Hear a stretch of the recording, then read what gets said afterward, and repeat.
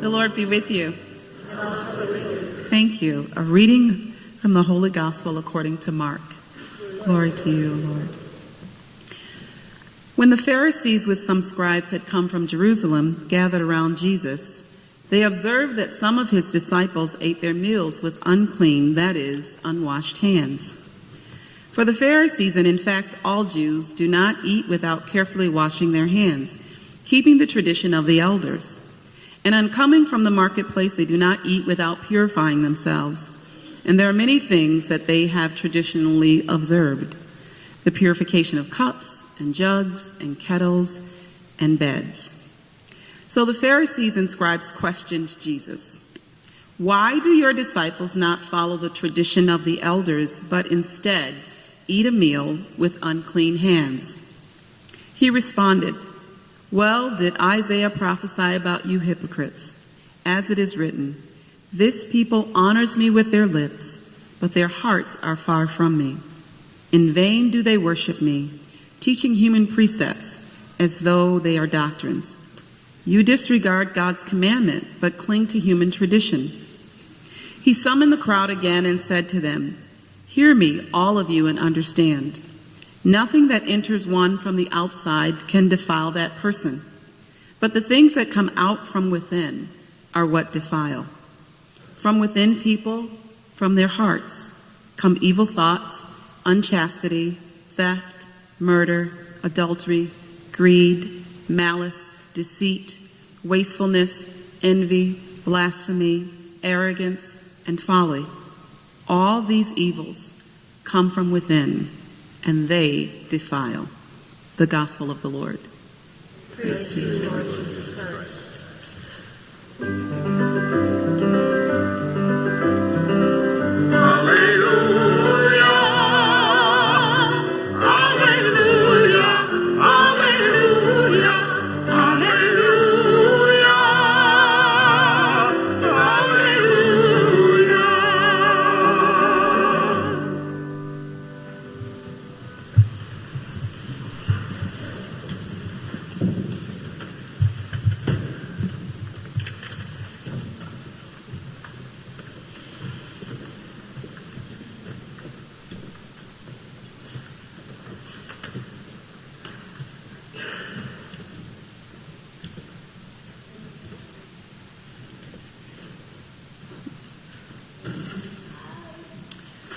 There is an estimated 1,500 bacteria per square centimeter of skin on your hand. Did you know that?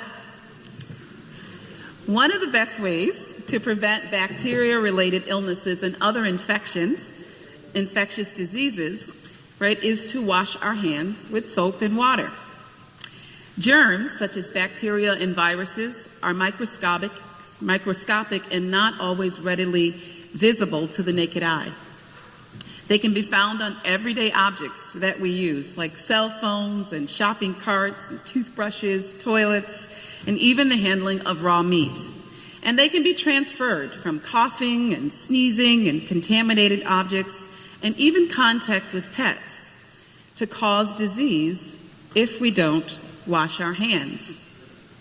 So, in this gospel today, we have a group of religious leaders very concerned that Jesus and his disciples are having a meal and appear to be skipping the ritual of ceremonial hand washing. You have to kind of wonder then, in his reaction, what is really going on here? At first glance, you think, "Come on, Jesus, why are you giving these people such a hard time? Hand washing is good for you. Just do it." And then we learn that this hand washing is unrelated to personal hygiene. Jews were expected to perform this ritual hand washing even if you had washed your hands and they were clean. So this is a ritual of washing your hands after you've washed your hands. And it would accompany a special blessing of the hands and bread in this ritual called the Nadella Yayan. It includes a prayer, and the prayer says this: "Blessed are you, Lord our God, King of the universe, who has sanctified us with your commandments and commanded us concerning the washing of hands." And so Jesus is not objecting here to personal hygiene, hand washing, but perhaps a deeper notion, a deeper concept of washing the hands that are symbolized in this ritual. You see, because in our American culture, we have taken the phrase, "I'm washing my hands," and turned it into an idiom. We say things like, "I'm washing my hands of you," "I'm washing my hands of it," as a way sometimes to absolve ourselves or distance ourselves from one another, from our responsibilities or the problems that we face. And not because we are bad people, but because sometimes we just feel overwhelmed. We don't quite know what to do. We're overwhelmed by a problem or a person or a situation, and we just don't know what to do. This weekend is Labor Day, and we celebrate honoring working people in the U.S. It is a creation of the labor movement, and it's dedicated to the social and economic achievements of American workers. It's a time to celebrate and reflect on all the work that each of you do to bring God's vision alive in the world in each of your different settings. So whether you're a nurse or a doctor or a factory worker or a teacher or a mechanic or a counselor or a realtor or a parent, your work is valuable and necessary in God's plan for the world. And it is the contribution of workers that have made our country great. It's the contribution of workers that have made it strong and that's contributed to its well-being. And yet, none of it would be possible if workers, when they saw a problem that needed to be addressed, simply said, "I wash my hands of this. I'm going to leave it to someone else." This week, our mayor saw a problem in our city, in our police department, and she could have decided to just wash her hands of it, let somebody else deal with it, but she didn't. She did something about the experience of police brutality in this community for black males that have been plaguing our community for years.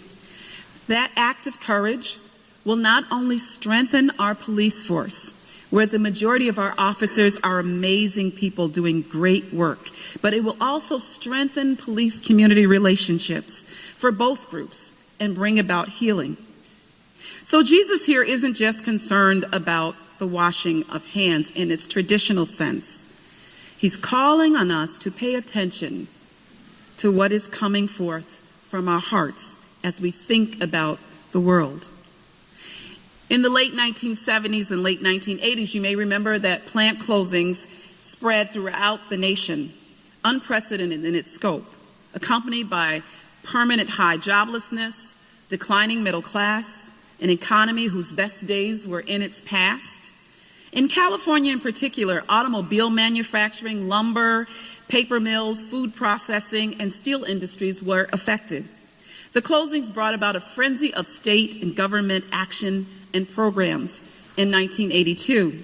However, it was not these actions really and these programs that revived places like Fontana, that eventually was able to build new economies after having such a devastating blow. How did they do it? This city decided not to wash its hands of the possibility of having a thriving economy again, but they relied on the people and their ingenuity. Fontana's approach was to invite companies and leaders to come and sit down at the table, and they said, "Let us work things out." Working with organized labor, this city rebounded, and it is flourishing today by using very non-traditional methods. So in the gospel, the religious leaders want Jesus to be more traditional in his approach, but sometimes it's the non-traditional approach that we're called to use in solving the problems we face. Jesus knew that saying a blessing over the hands wasn't enough, that they actually needed to put in the work of inclusion, of healing, of compassion, of liberation for others. In fact, it's the very reason Jesus called the disciples to follow him in the work of attending to the pain and the suffering in the world. And so Jesus responds back to the challenge of the religious leaders, and he says from Isaiah, "This people honors me with their lips, but their hearts are far from me. In vain do they worship me, teaching its doctrines, human precepts. But Jesus here is saying that he's more interested in their hearts than what they're focusing on about what they do with their hands, because he understood the connection between the work we're called to do in the world and the necessity of following the passion that God puts in our heart.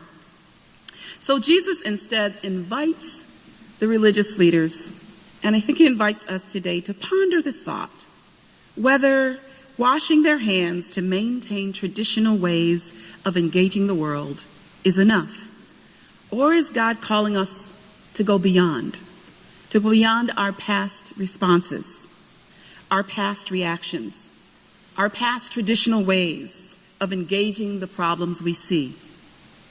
This week, I had the opportunity to be part of a town hall meeting with Lee Wright as a response to a controversy around his Fringe Festival show coming up in September. On social media, several members of a local social justice group reacted to images advertising the show that included an all-white choir and a picture of black hands in chains, with the goal of introducing Negro spirituals to an audience in a paid venue. The group wanted the show shut down, and they threatened to boycott it. They hurled accusations of cultural appropriation, lack of accountability to communities of color, re-traumatization from images that reinforce white power over black bodies, and their legacy of songs that were birthed out of the experience of oppression. This Facebook thread, when it was done, had over 350 comments, with black members of the group demanding a conversation. These two sides had every excuse and every reason they could have thought of to wash their hands of each other. But they didn't. They came together for a conversation. And one young man at the meeting said, "I hear you saying that white people will benefit from this event. But how are black people in this community going to benefit from this event? How are black youth going to benefit from this? What about the black youth who are descendants of this history?" And as they began to talk at each other, I posed a question in the room as it began to get tense. And I asked the room to consider and reconsider, actually, using the us versus them paradigm. Given that our ancestors were forced to sing those songs of Negro spirituals because they were relegated from a social position to an us versus them. And I asked the room, do we want to perpetuate that in addressing this problem? It was a hard conversation. It was painful. It was tense. But I watched them hang in there with each other until they came to a compromise. Instead of washing their hands of each other, they washed their hearts with one another, seeking understanding until they got to a better place. The decision they made was to take away the entrance price for the show and to offer preferential seating to black people who attended the show. They did the arduous work of unclean hands and produced hearts that were washed in God's love for one another. And so when we choose to wash our hands of each other, Jesus says, we place our lips in one place and our hearts in another. And he's calling on them to come together. Jesus knows that if we're going to truly make the world better, that what we say we believe and what we do with that belief has to be one in the same, aligned. Jesus is teaching them something here greater than ritual. The religious leaders missed it, what Jesus was doing with his disciples. He's not only teaching them something greater than ritual, but he's teaching them something more powerful than tradition. He's teaching them how to engage the problems of life in a way that we can serve one another better. And that is about more than what we take into our bodies, but it's about what we give out to one another. Jesus' teachings on kindness and compassion and courage and liberation is what changes and transforms our world. And it wasn't just for this time in this gospel. It is for all times. It is for our time. And when we miss that, we're stuck with a disconnect of heart. And Jesus names that disconnect in this gospel. He says, instead of good thoughts, we're left with evil ones, fearful, bad thoughts about each other that don't serve us in a world that needs more from us. We are left with more violence and less peace inside and outside. And that's the litany that Jesus runs to the religious leaders at the end of this gospel when they challenge him. If we wash our hands, we cannot experience the humility and the celebration of difference that so deeply enriches us. So we come to church every week and we take in the message of social justice for the poor, the oppressed, and the marginalized. It is not lost on me that in this gospel, Jesus too is sitting at the table at having a meal, nourishing his disciples just as we are nourished here at this table every week. But what is more powerful than what we come to receive is what we do with it when we go out, not just what we fill up on. And we have borne witness to that miracle. Because what has come out of us, Spiritus Christi, as a result of our weekly nourishing, our weekly feeding, our weekly message, and what we have been able to take in. What has come out of us is prison outreach ministries, a recovery house, a mental health center, buddy readers, missions in Haiti, Chiapas, an anti-racism team that's working to install a civil rights park and to help Black families in one of the poorest communities in our city get to zero on racial disparities. This Saturday, we're going to kick off the Civil Rights Park community-wide celebration and fundraiser that the community will work together with to provide music and food and fun from 12 to 6 while we address this problem in our community. And sometimes we're being called to look past what it looks like now and see what God is trying to do in our hearts for those in need. And that's the point that Jesus is making in this gospel today with the religious leaders and what he's making with us. You see, Jesus never washed his hands. Jesus never washed his hands of the suffering of our world. He didn't do it then, and he's asking us not to do it now.